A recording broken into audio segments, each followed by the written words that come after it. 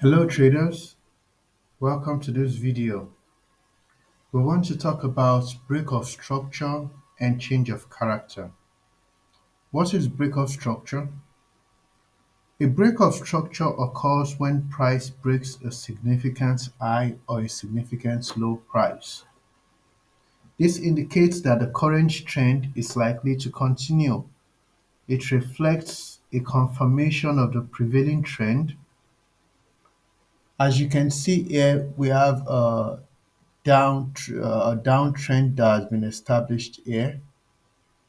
When price closed below this swing low, we have a break of structure and price declined further.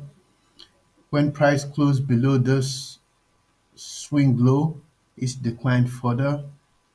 Same thing here, same thing here.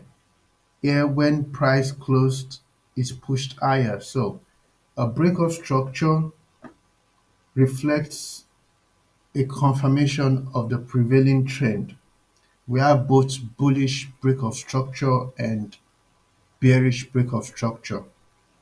Now let's talk about change of character. What is a change of character?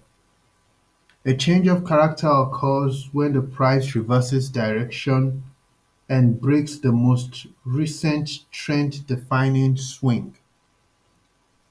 We have an upswing here. You can see the bullish break of structure, another bullish break of structure. So this swing low is a trend defining swing because as soon as price broke below it, we have a change of character. So this is a change of character because price closed below a trend defining swing. In this case, it's a swing low, and here in this case, it's a swing high.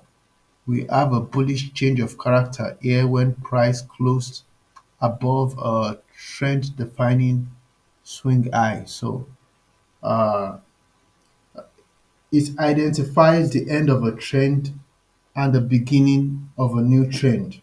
So while a break of structure signals continuation, a change of character signals reversal. So some measure with weeks, some measure with close.